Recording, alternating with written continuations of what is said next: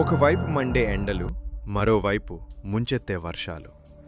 నిన్న ఈవినింగ్ బయటికి వెళ్ళే వాళ్ళకి ఒక విషయం మాత్రం క్లియర్గా అర్థమై ఉంటుంది. ఇప్పుడు బయటున్న వేడి మామూలు ఎండ కాదు. ఈవినింగ్ 6 గంటలైనా రోడ్లు ఇంకా మండుతూనే ఉన్నాయి. గాలి కూడా హెయిర్ డ్రైయర్లా ముఖానికి తగులుతోంది. బయట ఒక 10 నిమిషాలు నిలబడినా ప్రెషర్ కుక్కర్లో కూర్చున్నట్టు ఫీల్ అవుతోంది. కానీ విచిత్రం ఏంటంటే ఇదే సమయంలో ప్రపంచంలో మరో చోట భారీ వర్షాలు పడుతున్నాయి. ఊళ్ళకు ఊళ్ళే నీటిలో కొట్టుకుపోతున్నాయి. ఒకవైపు హీట్ వేవ్, మరోవైపు ఫ్లడ్స్. ఒక ప్రాంతంలో నీటి కోసం ప్రజలు అల్లాడుతుంటే మరో ప్రాంతంలో అదే నీరు ప్రాణాలు తీస్తోంది. అసలు ప్రకృతి ఇలా ఎందుకు మారుతోంది? ముందు మనం ఎండ గురించి మాట్లాడుకుందాం.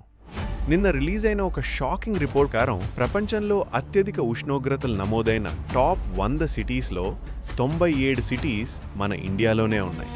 టాప్ 50లో అయితే మనకి పోటీ కూడా లేదు.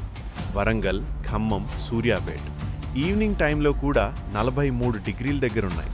అంటే రాత్రిపూట కూడా భూమి చల్లబడ్డం లేదు. సైంటిస్టులు దీన్ని హిడెన్ హీట్ డేంజర్ అంటున్నారు. ఎందుకంటే పగలు బాడీ హీట్ని తట్టుకుంటుంది, కానీ రాత్రి కూడా వేడిగా ఉంటే మన శరీరానికి రికవర్ అయ్యే టైం ఉండదు. ఇంత వేడి రావడానికి కారణాల్లో ఒకటి ఎల్ నీన్యో. పసిఫిక్ ఓషన్ దగ్గర గాలుల దిశ మారిపోవటం వల్ల ఇండియాకి రావాల్సిన వర్షాలు తగ్గిపోతాయి.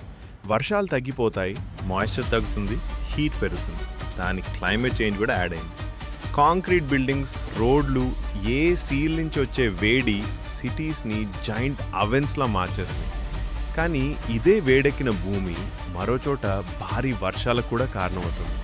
ఎలా అంటే సూర్యుడి వేడి వల్ల సముద్రాల నుంచి నీరు ఆవిరిగా మారుతుంది. భూమి ఎంత ఎక్కువ వేడెక్కితే గాలిలో అంత ఎక్కువ తేమ చేరుతుంది. ఆ తేమతో నిండిన గాళ్ళు పర్వతాలు తాకినప్పుడు ఒక్కసారిగా భారీ వర్షాలుగా మారిపోతాయి. దీన్నే ఓరోగ్రాఫిక్ రెయిన్ఫాల్ అంటారు. అందుకే హిమాలయాలు, మేఘాలయ, పశ్చిమ కనుమల్లో భారీ వర్షాలు పడుతుంటాయి. కొన్నిసార్లు అయితే ప్రకృతి ఇంకా ప్రమాదకరంగా మారుతుంది. దాన్నే క్లౌడ్ బర్స్ట్ అంటారు. అంటే కొన్ని నిమిషాల్లోనే ఒకే ప్రాంతంలో ఆకాశం పగిలిపోయినట్టు వర్షం పడటం. ఉత్తరాఖండ్లో, హిమాచల్లో ఇలాంటి ఘటనలు క్షణాల్లోనే కొండ చర్యలు విరిగిపడేలా చేస్తాయి. ఊళ్ళు మాయమైపోతాయి, ప్రజలు ప్రాణాలు కోల్పోతారు. ఇప్పుడు మీరు ఒక విషయం గమనించాలి. ఈ హీట్ వేవ్స్, ఈ ఫ్లడ్స్ రెండు వేర్వేరు డిజాస్టర్స్ కాదు. రెండింటి వెనక కూడా ఒకే కారణం ఉంది. Climate change. ఒక రోజు 48 డిగ్రీల హీట్, మరుసటి రోజు భారీ వర్షం. ఒకవైపు డ్రౌట్, మరోవైపు ఫ్లడ్. ఇది నేచర్ ఇంబ్యాలెన్స్.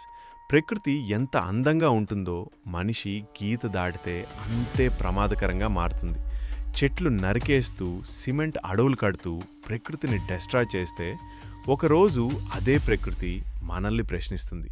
అందుకే వాటర్ సేవ్ చేయండి, చెట్లు నాటండి, యానిమల్స్కి నీళ్లు పెట్టండి, హీట్లో బయట పనిచేసే వాళ్ళకి హెల్ప్ చేయండి. ఎందుకంటే ఇది కేవలం వెదర్ అప్డేట్ కాదు, మన ఫ్యూచర్ గురించి వార్నింగ్.